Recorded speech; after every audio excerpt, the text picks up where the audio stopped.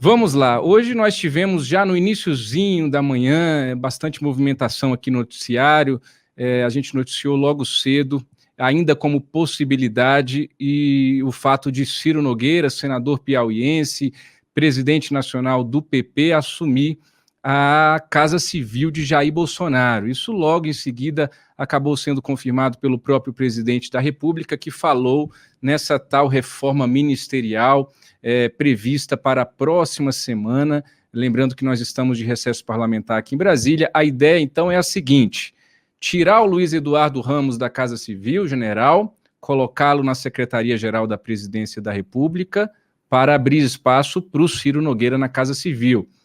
O Luiz Eduardo Ramos indo para a Secretaria-Geral da Presidência da República, tira o Onyx de lá. O que faz com o Onyx Lorenzoni?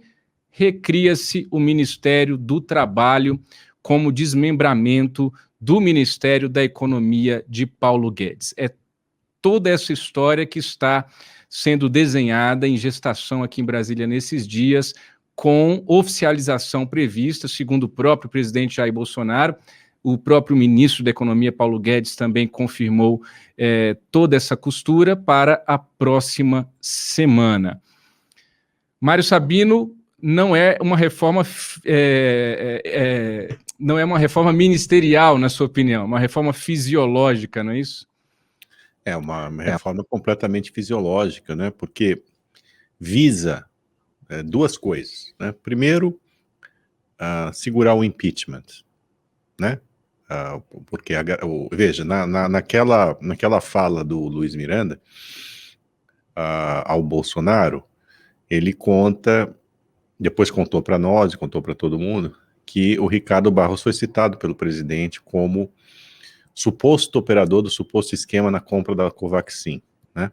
Ricardo Barros, que é um expoente do Centrão, assim como o Arthur Lira, né, que tem a caneta na mão como presidente da Câmara, que pode colocar em votação, abrir um processo de impeachment, e o Ciro Nogueira, que é o chefão do PP, e também outra figura de proa desse maldito Centrão.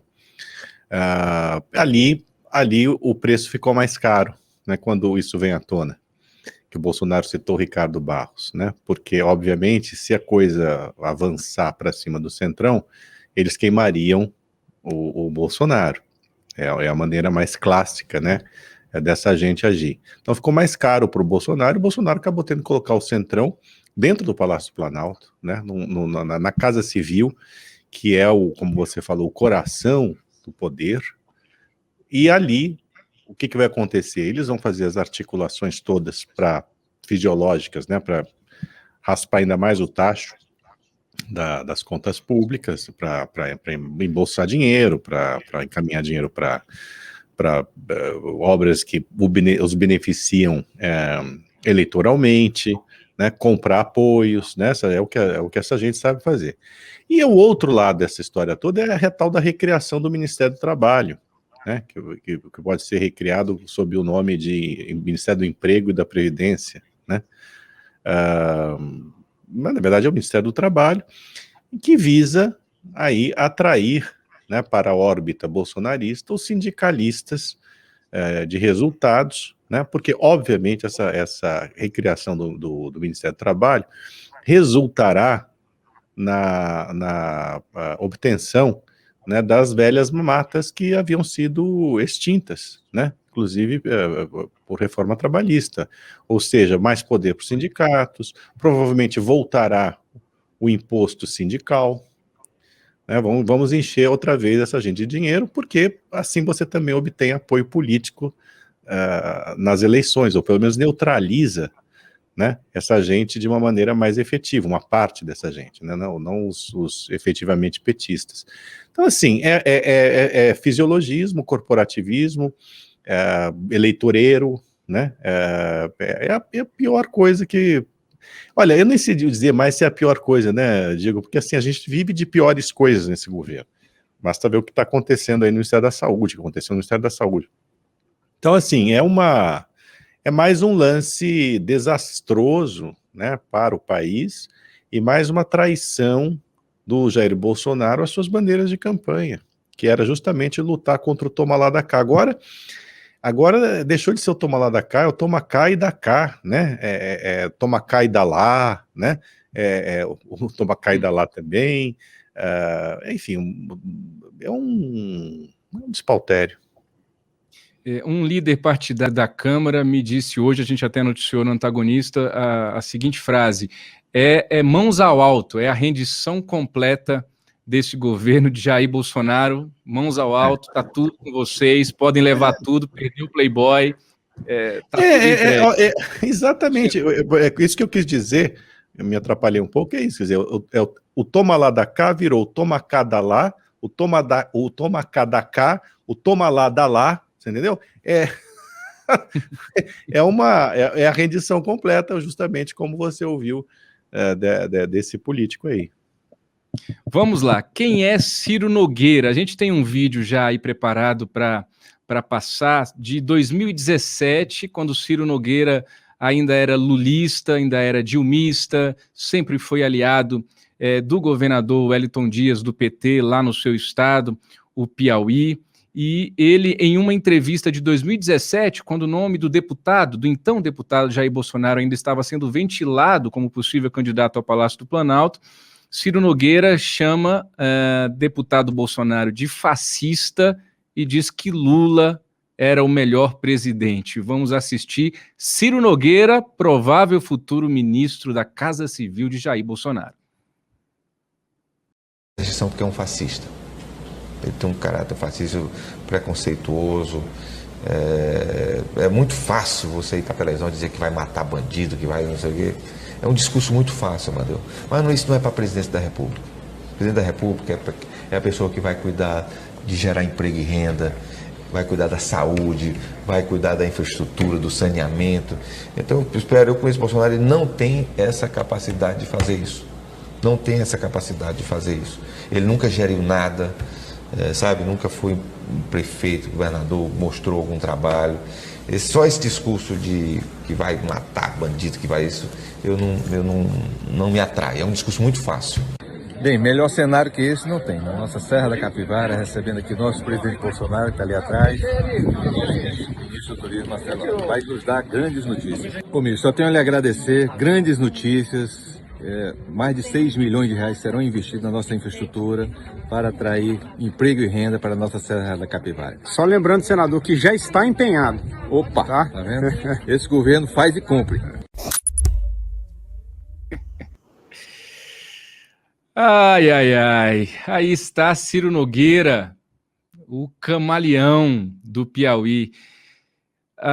Depois de chamar Bolsonaro de fascista em 2017, de dizer tudo isso aí que a gente ouviu, Ciro Nogueira pulou no colo de Jair Bolsonaro, principalmente em meio à pandemia, quando esse casamento que o Bolsonaro gosta tanto de usar essa analogia com o Centrão foi sendo selado, e aí ele passou a ser chamado de filho 05 de Jair Bolsonaro e de sócio majoritário do governo.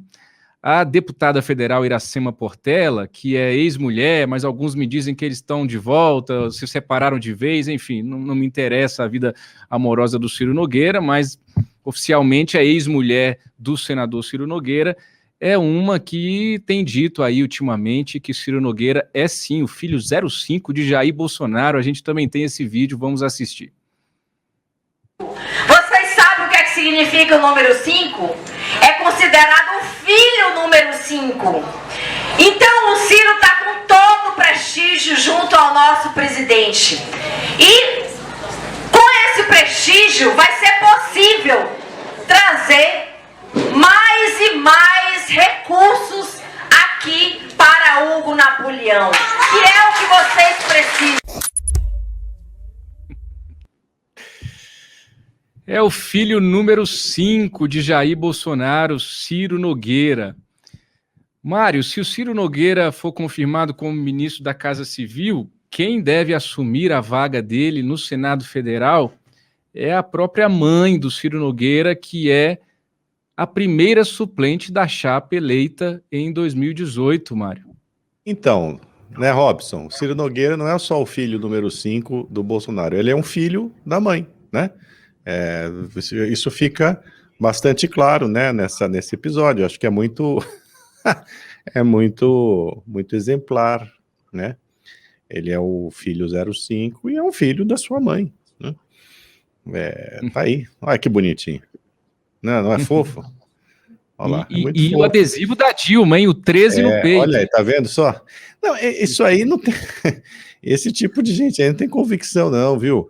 Aliás, eu até escrevi um negócio a respeito aí dessa fala do Ciro Nogueira, porque assim, como o Bolsonaro não mudou em relação às suas convicções nos últimos 4 anos, desde que ele chamou o Bolsonaro de fascista, eu presumo, né, quer dizer, a lógica aristotélica, né, mais banal, o silogismo aí seria perfeito, ou seja, se o Bolsonaro não mudou e continua fascista, e o Ciro aderiu ao Bolsonaro, então o Ciro é fascista, certo? Ciro Nogueira, e o Bolsonaro aceita ser chamado de fascista, né? Parece que lógico, né? Quando, na verdade, a gente sabe que nem a fala dele em 2017 tinha convicção, né? Nem essa aqui, nessa adesão agora ao Bolsonaro, a ponto de ser chamado de filho número 5 do Bolsonaro, 05, o que o move é a convicção, não, o que o move são os interesses que a gente sabe quais são, né? Ciro Nogueira é isso aí, é uma das piores coisas que aconteceu na política brasileira, né? E assim como o Bolsonaro está se provando. Cara, sabe, ninguém tem... Olha, o Lula, quando assumiu a presidência, também fez aliança com quem antes ele chamava de picareta, de nomes até piores, né? Jader Barbalho, José Sarney, né? Renan Calheiros. Então, ninguém aí, seja a esquerda, seja a direita, não tem convicção. Quando o Fernando Henrique assume a presidência e faz aliança com os antigos coronéis, ele que se punha como arauto da modernidade, né? Ele depois tentou dizer aí, usar um conceito do Max Weber, filósofo alemão, né? Diferenciando o que é ética da convicção e ética da responsabilidade. Então, que por sua vez o Weber utiliza aí um conceito de outro filósofo, grande filósofo, que é o Immanuel Kant,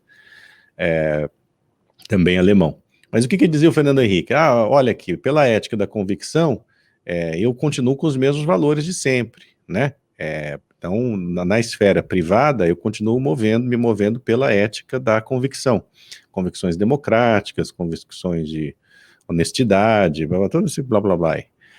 Agora, a ética da responsabilidade para o bem comum, visando ao bem comum, impõe, né, que eu faça, então, um certo tipo de aliança, né, porque justificaria, né, esse bem comum lá adiante, a obtenção do bem comum. Ainda tinha um trololó, né, o Diego, de tentar dar um verniz aí nessa história toda, né, de fazer aliança com o diabo e tudo mais. Hoje nem mais isso, né? Hoje nem mais isso. De fato, algumas vezes você precisa mesmo fazer aliança com quem você detesta, né? A política é a arte da negociação, né? Mas não esse tipo de negociação. Não esse tipo de negociação, né? Fisiológica, vigarista, cafajeste. É muito, muito triste o que estamos assistindo, né? E se o Lula foi eleito em 2022, o Ciro Nogueira vai virar petista outra vez, vai virar lulista outra vez, você vai ver. Não é sem vergonhice, mas eu disse isso hoje, né? Escrevi. Eu finalmente entendi o que é não ter medo de ser feliz. Né? Feliz. É isso, né? É mudar de lado segundo as conveniências, sem nenhum pudor. A gente não tem pudor nenhum.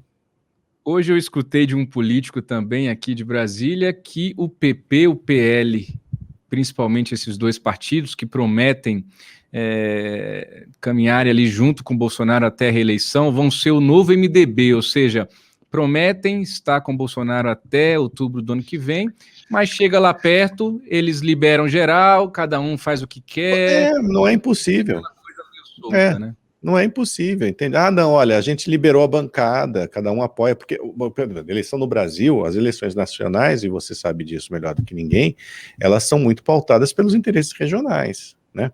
Então, por exemplo, aqui, vamos usar um exemplo, né? O Aécio Neves, por exemplo, quando era governador de Minas Gerais, ele fez aliança com o PT. Veja, o PSDB e PT, que eram partidos adversários em tudo, né? Pelo menos se vendiam como tal, durante o governo do Lula. Ele fez aliança com o PT, né? No plano regional. Depois saiu candidato à presidência contra a Dilma, né? Contra a petista. Então, de fato, as eleições regionais, elas pautam as alianças e tudo mais no plano nacional. Agora, o cara virou ministro da Casa Civil, ministro-chefe da Casa Civil, que é o coração do governo, né? Isso não é um cargo, digamos assim, técnico, periférico, porque o Centrão habitava antes a periferia dos ministérios, né? Agora não, agora sim, tá no coração do governo, né? Então vai ficar mais evidente a malandragem quando ocorrer isso aí que você está falando. Olha, cada um vota aí ou apoia o candidato que achar melhor, porque afinal de contas, as alianças regionais, papapá. Ou seja, é mais um molho nesse quadro que costuma ser o básico aqui no Brasil, né? A título de curiosidade, se a mãe de Ciro Nogueira de fato assumir a vaga dele, e é o que deve acontecer, ela vai ser a terceira mãe de senador a ocupar uma vaga. Nós já temos a Cátia Abreu, que é mãe do Irajá, ambos senadores, e nós temos, mais recentemente, a Nilda Gondim, que é mãe do senador veneziano Vital do Rego. A Nilda assumiu a vaga do José Maranhão, que morreu vítima de Covid. Ô Robson, você imagina se juiz de futebol pudesse ser substituído pela própria mãe, não? No meio do jogo? Ia ser legal, né? Porque aí você vai direto ao ponto, né? Você vai direto ao ponto. É mais ou menos isso que está acontecendo no Senado, né? Isso aí. E só uma curiosidade também que nós recordamos hoje no site, uma nova curiosidade para quem está nos acompanhando, a gente antecipou o antagonista que o Ciro Nogueira estava planejando se afastar do cargo de senador em 2020, durante as eleições municipais, no ano passado, para justamente fazer a maior quantidade possível de prefeitos no Piauí, porque ele quer ser governador do estado no ano que vem. Então ele já faria isso, se afastaria para sua mãe assumir e ele ia cuidar da campanha. Só que aí o que aconteceu, Mário? Veio a pandemia.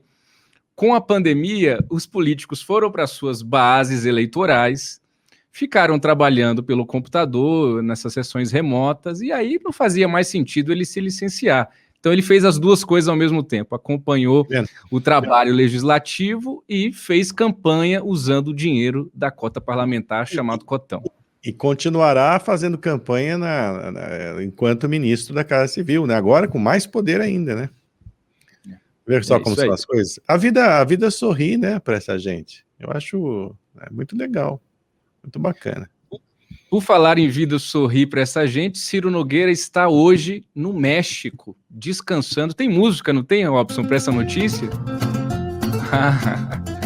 Ciro Nogueira está no México, descansando nesse recesso parlamentar com a sua família. De lá ele passou essa quarta-feira inteira recebendo mensagens, recebendo ligações e confirmando informalmente que aceitou o convite para ser ministro da Casa Civil, mas ele só vai falar publicamente na semana que vem, quando a nomeação deverá ser oficializada. Enquanto isso, ele está dançando lá com o Cucaracha, Mário. Ô Robson, vamos mandar um coraçãozinho pro Ciro Nogueira. Aí, o Robson está fazendo também um coraçãozinho.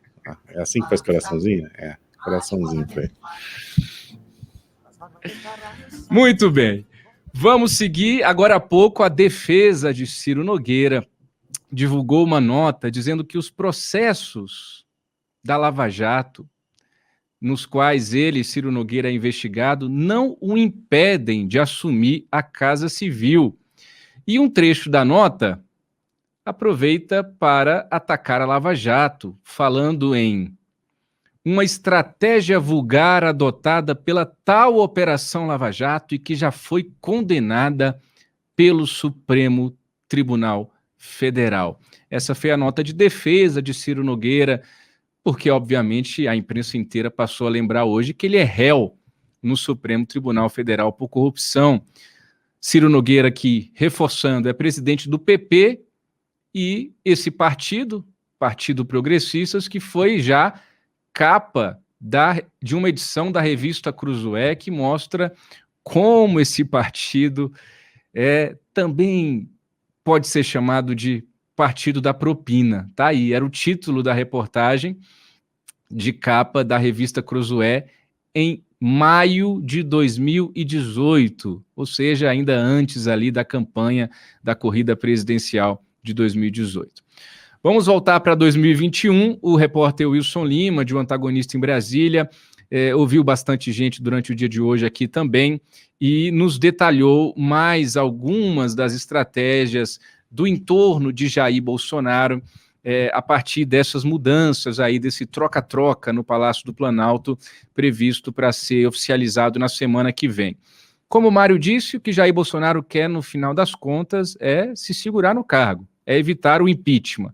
Mas há toda, digamos assim, há todo um malabarismo intelectual para se justificar de maneira mais pragmática essas decisões de fazer mudanças a essa altura do campeonato, ali no meio de um recesso parlamentar, dando ainda mais e mais e mais espaço ao centrão que ele, Bolsonaro, prometeu combater quando eleito presidente da República. Então, pode colocar o Mário de novo comigo e colocar na tela, por gentileza, Freitas, essa matéria do Wilson Lima, é possível? E a gente vai aqui, eu vou fazendo só a pontuação para os nossos espectadores do que o Wilson Lima apurou e o que o Fábio Faria, ministro das Comunicações, segundo o Wilson Lima apurou, o próprio Paulo Guedes também participou dessas negociações para fazer essas mudanças, e eles chegaram às seguintes conclusões. Abaixa mais um pouquinho, por favor, Freitas. O que o Bolsonaro quer com isso, Mário? Melhorar a articulação com o Senado, né? A avaliação é de que Rodrigo Pacheco, mesmo tendo sido eleito como candidato do Palácio do Planalto, está se afastando um pouco, claro, pela possibilidade dele vir a ser candidato à presidência no ano que vem pelo PSD de Gilberto Kassab. Enquanto a Casa Civil é o coração do Planalto, a Secretaria de Governo é a chave do cofre, é onde são negociadas as emendas. E a Flávia estava reclamando de que estava sendo muito sabotada ali pelos ministros militares. Ele quer também, com isso, tentar facilitar logo a indicação de André Mendonça para o STF, contando com Ciro Nogueira como principal articulador no Senado. Quer melhorar a sua relação com Davi Alcolumbre. E que mais? Por fim, promover o aliado Onyx Lorenzoni, dando a ele mais holofotes com esse novo Ministério do Trabalho, e esvaziar as funções de Paulo Guedes. Claro que vai ficando cada vez mais engolido pelo Centrão. Seus comentários, por gentileza, Mário. Bom, de toda essa lista aí que você leu, tudo conflui para exatamente a mesma coisa, evitar impeachment, aumentar ali a possibilidade de ações fisiológicas, de ações eleitoreiras, tudo isso é só um destrinchamento do quadro geral. O que vem chamando a atenção é isso, estão tentando agora vender a tal da narrativa, como se fala hoje, de que o Paulo Guedes é um dos artífices, né, dessas mudanças que estão para ocorrer. Como se o Paulo Guedes tivesse gosto em amputar, por exemplo, uma das pernas, né, porque o Ministério do Trabalho, a área toda do trabalho, na qual foi feita a reforma trabalhista e tudo mais, ela está no âmbito do Paulo Guedes. Então ele está abrindo mão de um aspecto central porque ele quer, viu? É isso que estão querendo dizer, que ele participou, que ele foi que articulou. Daqui a pouco estão dizendo que foi ideia dele amputar a própria perna, né? Uma das pernas. Então é óbvio que isso é ridículo, né? O Paulo Guedes hoje é uma figura patética, é uma sombra da sombra que ele já foi, como eu disse, né? Vendeu-se a ideia de que ele seria um super-ministro, nós compramos essa ideia, na verdade ele não foi um super-ministro, né, foi um super-desastre, né, não conseguiu levar a cabo boa parte do que se propôs, conseguiu fazer uma reforma da Previdência, porque realmente a gente estava com água no pescoço, então adiou um pouco mais essa possibilidade do Brasil ficar completamente endividado, né, com todas essas obrigações aí previdenciárias, não poder cumpri-las, Mas, assim, as privatizações não avançaram, agora ele fica sem área trabalhista, e como eu falei, a área trabalhista vai ser devorada pelos sindicalistas que ele queria combater, que ele prometeu combater. Então, assim, olha aqui, Diego, é uma tristeza, né? Uma tristeza, é melancólico, se não fosse também, seria apenas melancólico se não fosse também revoltante tudo isso que está acontecendo. É isso. O Paulo Guedes não chamou de reforma, ele chamou de outra coisa. Hoje ele já comentou esse assunto numa live e a gente vai assistir agora esse trechinho, Freitas. O script para esse ano está muito claro. Saúde, emprego e renda. Saúde, ministro Queiroga vacinando todo mundo. Emprego, novidades chegando aí, temos o BIP, temos o BIC, temos também a carteira verde e amarela, vem aí o sistema de... tem novidades chegando, tem novidades até na nossa organização estrutural, quer dizer, vamos fazer uma mudança organizacional aqui também. Essas novidades são justamente na direção de emprego e renda. Vem a renda aí com o João Roma, e vem o emprego, nós já estamos criamos 1 milhão de empregos nos 4 últimos meses do ano passado, 1.300.000 empregos já nos primeiros meses desse ano, e vamos acelerar o ritmo de criação de emprego, inclusive com uma reorganização nossa interna. São novidades aí que o presidente deve trazer rapidamente.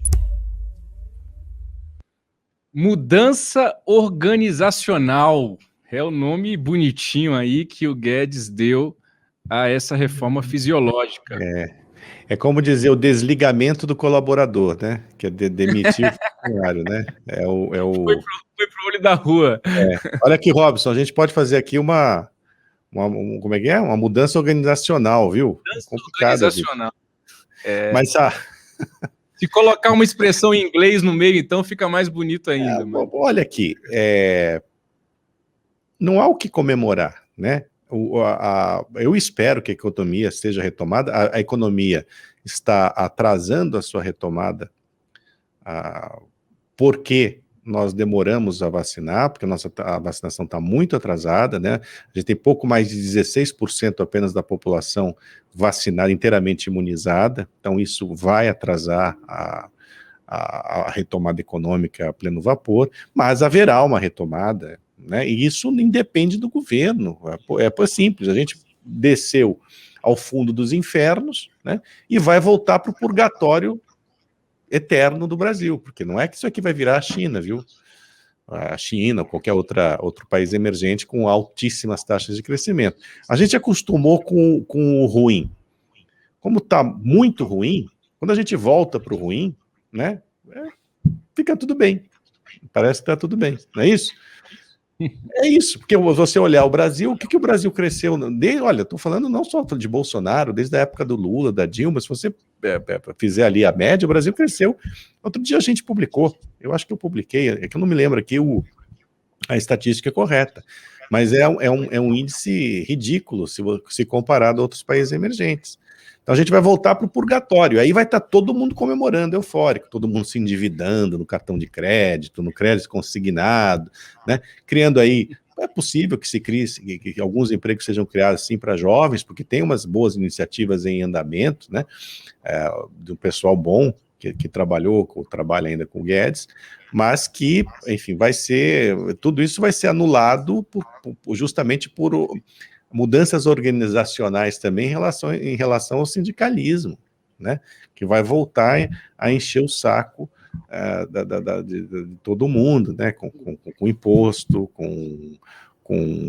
ter que negociar com o sindicato, acabar a negociação do empregado diretamente com o empregador. Isso tudo corre grande risco aí com essa criação desse Ministério do Trabalho. E isso tudo dificulta, sim, a criação de empregos, né? Porque já é difícil hoje, diante da teia de tributos, da teia de obrigações, dessa legislação trabalhista absurda que a gente ainda tem no Brasil, né? Já é difícil. Agora, imagina se você volta a colocar tudo aquilo que foi tirado na relação entre o empregador e o empregado. Então, olha aqui, Diego, o Guedes está fazendo o teatrinho dele ali. Se ele realmente tivesse convicções, né, a gente está falando de convicções desde o início do programa, ele pediria o chapéu e iria embora, né? Em vez de ficar tentando vender a ideia de que ele está gostando... Oi?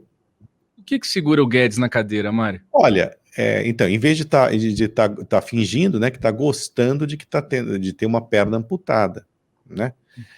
Olha aqui, Diego, eu acho, assim, pelas informações que eu tenho e também uma certa impressão geral, é que os caras têm medo, os caras, eu digo assim, os banqueiros principalmente, né? Eles têm medo que o Paulo Guedes seja substituído por coisa ainda pior. Então, eles que estão segurando o Guedes lá, né? Mas a verdade é que, tudo bem, pode sempre piorar, a gente sabe, né? No Brasil, em geral, sempre piora, né? Agora, hoje, evidentemente, se ocorrer a tal da mudança organizacional, como ninguém mudar de ideia no fim de semana, né, Diego?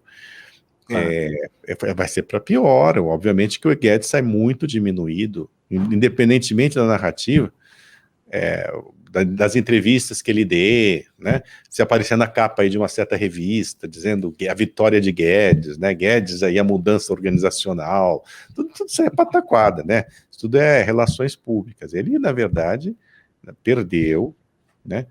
Os seus colaboradores também perderam, aliás, vem perdendo, né? Tanto que ele vem perdendo, né?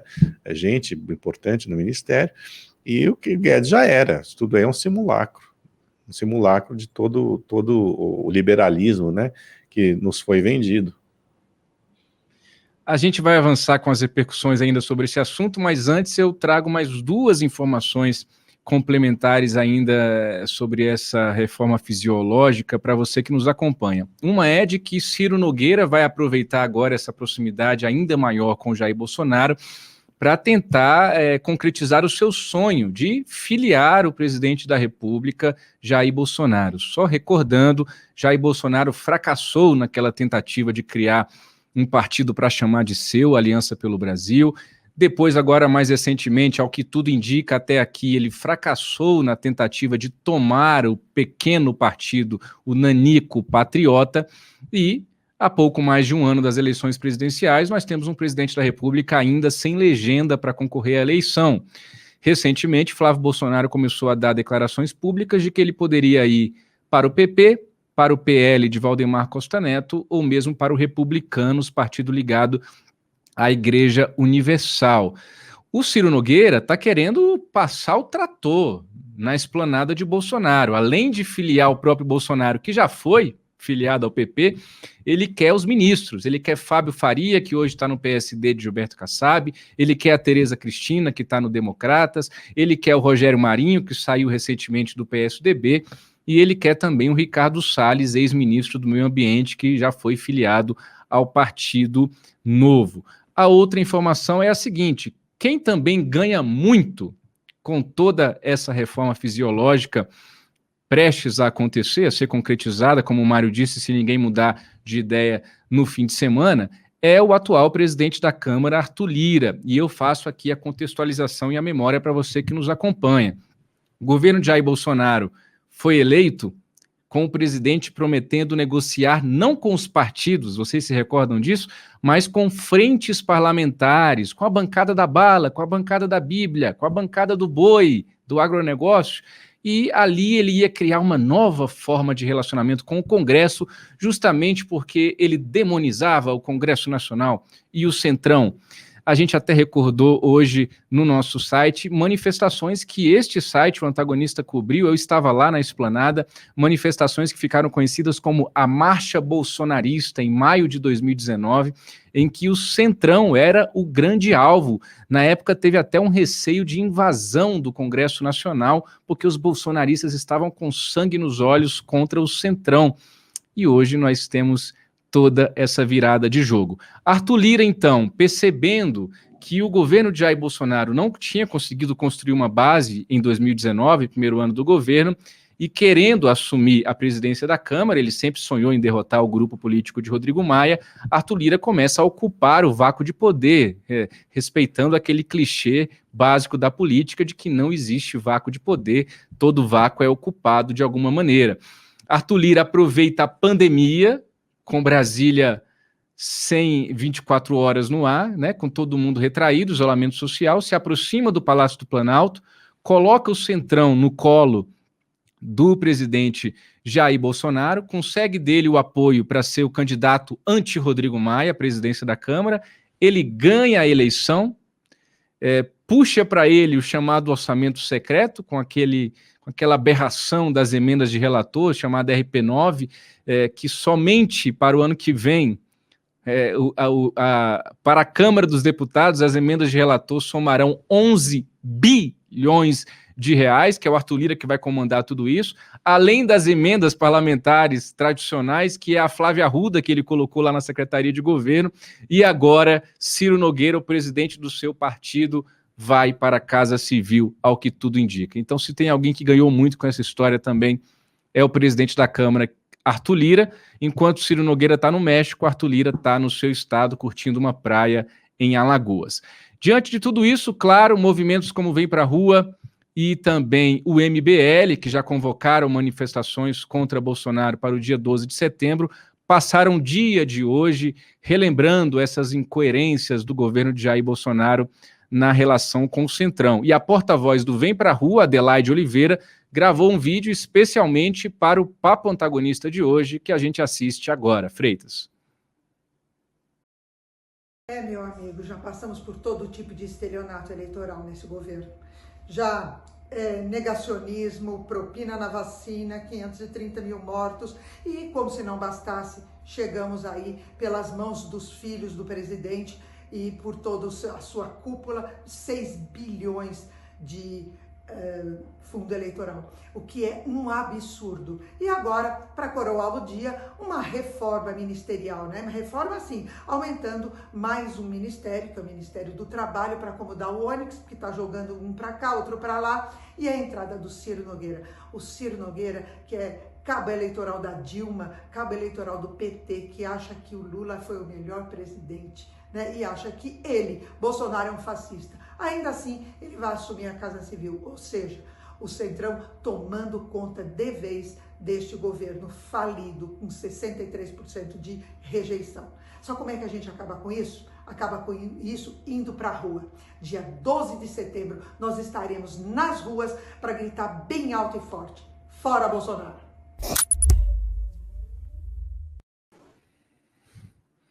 Tá aí o vídeo da Adelaide Oliveira. Deixa eu só fazer uma correção e peço desculpa porque essa mudança foi recente, eu me atrapalhei. Ela está no MBL e não no movimento Vem Pra Rua. Ambos os movimentos convocaram essa manifestação para 12 de setembro, mas a Adelaide Oliveira, essa que você assistiu agora nesse vídeo, ela está no movimento Brasil Livre, o MBL.